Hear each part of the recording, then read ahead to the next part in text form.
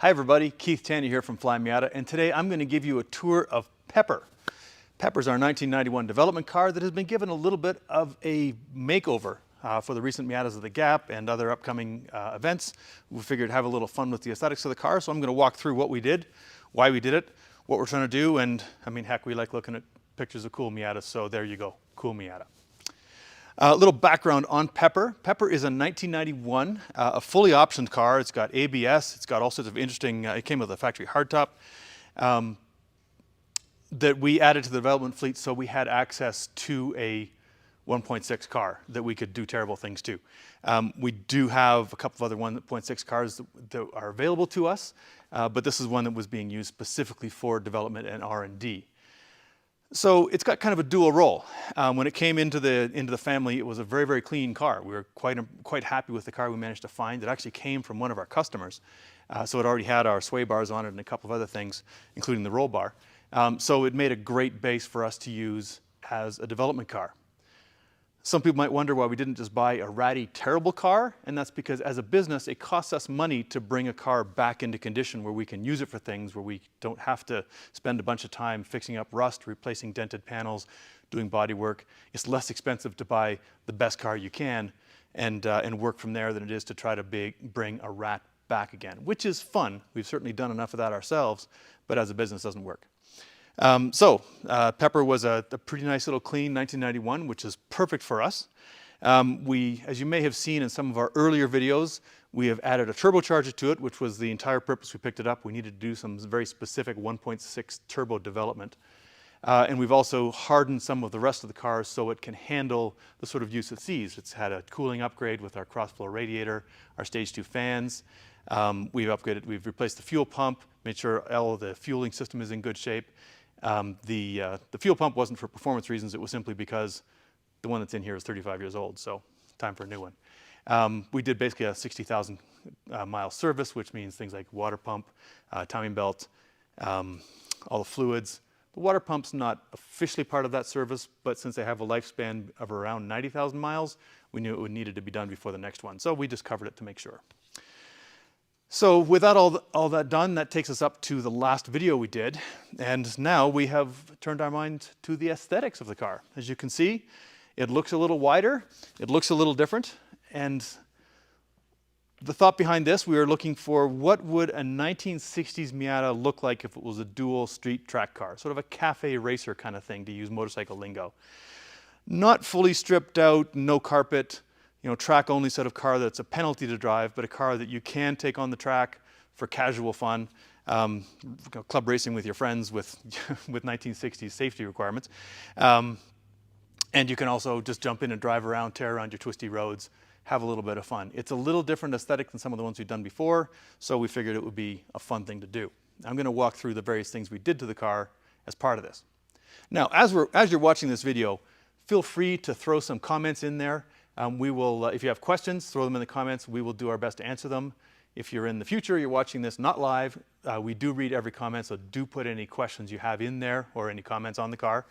And also, of course, if you do like this sort of comment or this sort of content, don't forget to subscribe to our channel and to like the videos, because that will help you find out about more of them coming, and it will help us justify doing this more often. So, the car itself. The most obvious thing we've done is we've added fender flares. These particular ones are from Carbon Miata. They're a relatively popular style. We chose them because they're not crazy wide. They just give the car a little bit of extra beef without having to go with some ridiculous wheel to go in there. And we actually just published a video if you want to see the process of putting these on. We did more than just do a little bit of sawzalling and slap them on. We actually did full range of motion travel testing to make sure that we weren't going to rub anywhere.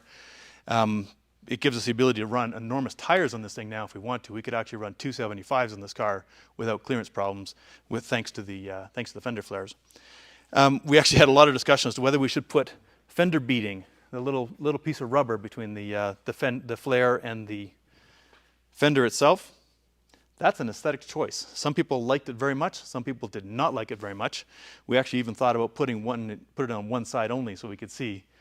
It all depends on whether you want the flares to look like they're part of the body or whether they were added on separately. Your call, whatever you think. Put it in the comments, your choice, whether you think they should look more separate or whether they should look more incorporated the way we went with. And also, as you can see, we used a set of our like wheels on the car. And it was actually this vision of building a car like this that led to us contacting Like in the first place and bringing the Like wheels into the Flyin Miata family.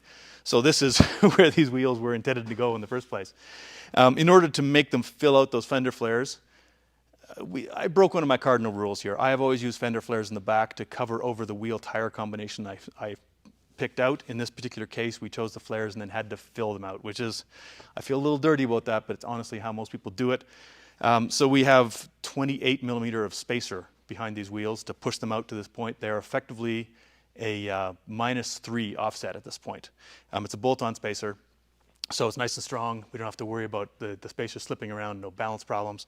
It's proven to be quite functional. We have driven the car around quite a bit. It hasn't been on track yet, but this is a trackable setup.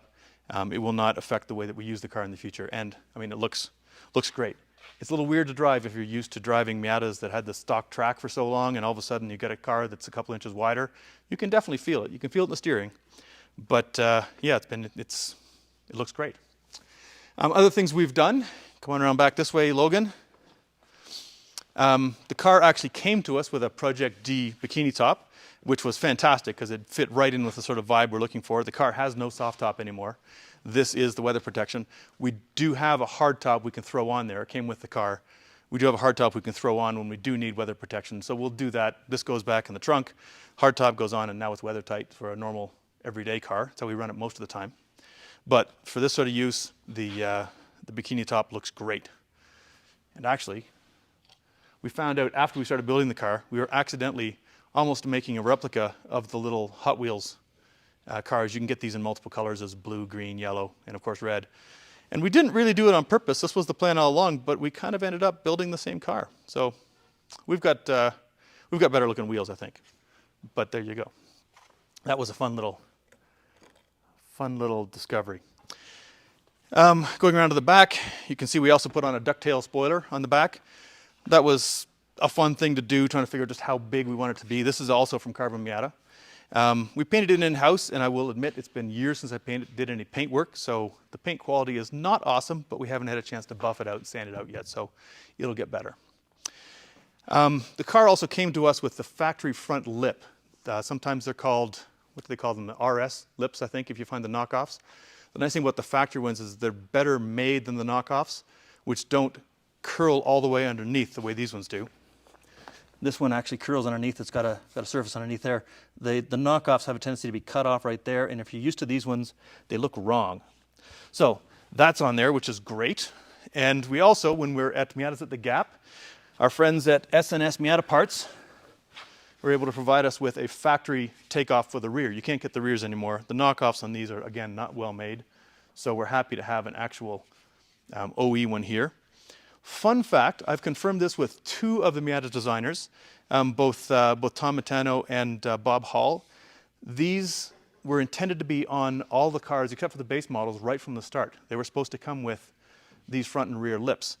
But there were problems with shipping the cars. They were difficult to get on the roll-on, roll-off carriers at the time, and Mazda Japan effectively said no.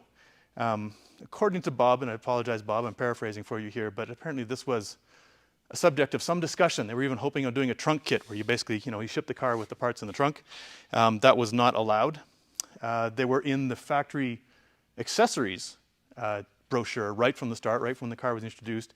And of course, most people know them as the R package lip. They did finally manage to get them on the cars with the R package cars in '94. But they've been part of the Miata design since the start. And honestly, I think they make the car look so much more finished. They finish out that black sill stripe, give a nice continuous look all the way around, and we will have that on the car before too long. So right now we put it underneath just for showing it off to remind me to talk about it. We also did a little tiny bit of work in the interior, not much.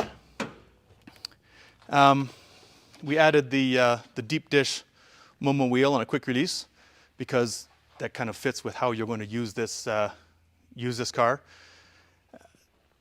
That's actually the exact same one that I use in my own race car, the Turbo Miata, I was trying on different wheels for fitment, and I put that one on. It just looked right and felt right, so I said, that's what it's going to be. So we got one of those. It's got a Team Voodoo shift knob that came out of our personal collection. I believe you can still get those, but that's an aluminum ball that's modeled after the classic Ferrari shifters. Sometimes they're polished. This one is black because that's the one that we had kicking around, but that's out of the Flyin Miata stores. We also added in our finishing, what do we call these exactly? These little finishing pieces to seal up the cut that you have to make in the rear carpet for a roll bar. It's a difficult thing to do well. Even a clean cut looks a little bit messy, so these are just little 3D printed parts that snap in there and cover that up, make them look that much better. So that's about it. We've got a couple of things we might do to the car. We haven't done a whole lot else at the moment, but that is where the car sat when it got on the trailer for Miatas at Laguna Seca, Miatas at the Gap.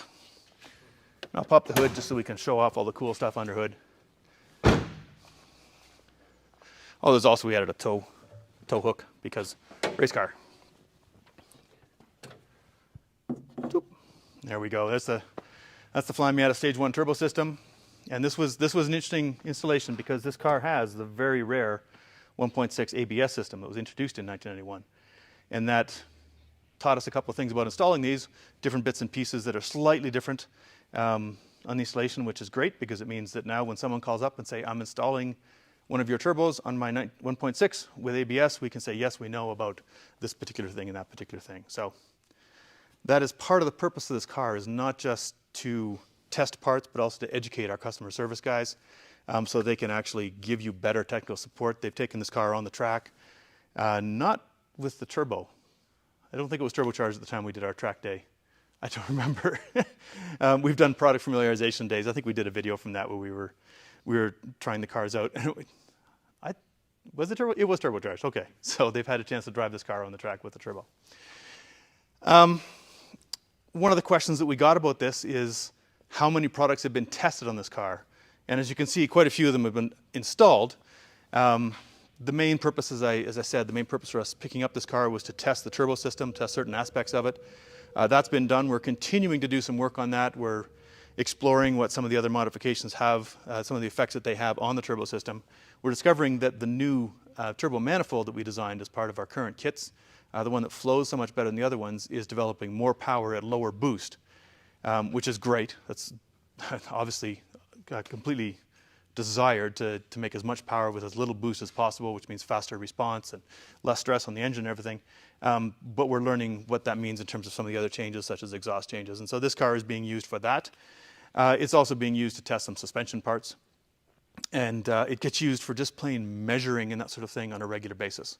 You know, you want to know how much clearance is there between the sway bar and the front crank on a front crank pulley on a 1.6 because it's larger than it is on a 1.8. You know, what is that distance? The guys come out here and they're measuring weird stuff all the time. So this acts basically as a reference for Flyin Miata as well as a bunch of the other cars that are in our fleet here. One of the questions that we had also, is it still useful as an R&D car? And the answer is yes. We made sure that the aesthetic modifications we made didn't affect its function. I will admit that this maybe is not perfect for headlight function. Doesn't seem to be too bad though. But we did make sure that everything we did was not going to affect the way it works. We can still put stock wheels and tires or stock size wheels and tires or less aggressive wheels and tires on this thing if we want to. It looks dorky, that's okay. We can just unbolt the spacers for that, or we can run with the wider spacers, see what effects those have, see how it plays with our suspension, that sort of thing. We haven't upgraded the brakes yet. We know we need to.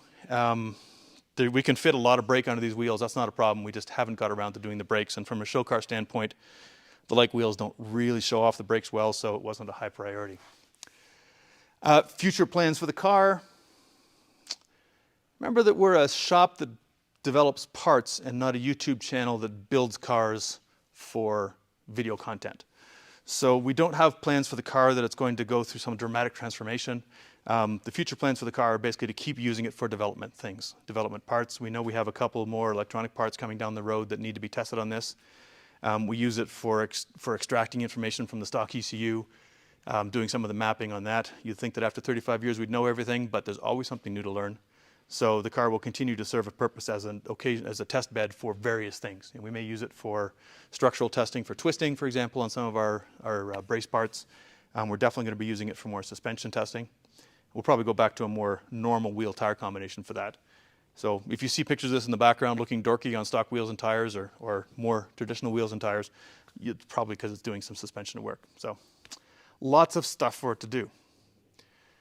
One of the other questions is it my favorite? Oh, actually, no, before we get to that, is regrets. Do we have any regrets about chopping into the fenders of this car? And the answer is no. If this was a brand new car right off the lot, I probably would have done the exact same thing. I have done the exact same thing. I have chopped up cars with delivery mileage on them. This is basically, it's a survivor, but it has now moved on to the next stage of its life. It's a happy little car. It wasn't absolutely perfect when we got it. There were some dings and things in the fenders, for example. We can always replace the fenders if we need to. Okay, the back maybe. We're not going back on the back there. But no, these cars exist to be turned into reflections of what their owners want to do. And even after 35 years, you're still okay to go ahead and do something interesting. We haven't ruined the car, I don't think. We've changed it, but that's okay. It's turned into a cool little car, I think. And the last question was, is this my favorite car in the fleet? And I have to say, personally, I was a big driver behind how this car was built, what it looks like. And I've got to say, I have bonded quite strongly with this thing. I enjoy it a lot. So, yeah, me personally, I think maybe it might be my favorite current car in our fleet. So, do we have any questions going on over there, guys? No questions. I have answered all the questions. The internet has no questions about these cars. Well, that's good to know. What's that? Just Ethan. Well, yes, Ethan is in there being snarky, I'm sure. One of the questions we also had is how much power is it making? And it is making about 160 horsepower at the wheels, which is what we expect out of our 1.6 turbo kits. Yeah, that's one of the reasons we have it, is to be here and to test things and determine. So yeah, it is making, as you would expect, it's making the power levels that we expect out of this turbo system. So all good. It's not going to burn the tires off. It's not going to surprise your latest Corvette, that sort of thing. But it's enough to make this a very perky, fun little car. Gives it very similar power to weight ratio to a brand new 2024, for example. Delivers it differently, but it does make the car a lot of fun driving up and down the mountains here, goofing on our go-kart track. It's enough power to have a good time. Anything else over there? I hear you guys snickering. Is that Ethan being snarky again? Yeah, I thought so. Okay, so once again, if you do have any questions in the future about this car, any comments about it, you can tell us how awesome the white-like wheels look. That's great. Throw it in the comments. Otherwise, check us out next week. We'll be doing another live video. Plus, of course, we have other videos coming in as time goes on. We do have a video on wheel spacers, I believe, that we talked about in the past. We do have a video that talks about the previous history of this car. We have one that shows the process of putting these flares on. I haven't seen it yet, but I was involved in the filming, so I have a pretty good idea what it looks like. Yeah, check out our library. We've got a lot of videos on all Miata stuff. No shenanigans, just good, solid content. So thanks for your attention. My name's Keith Tanner, and we'll see you again next week.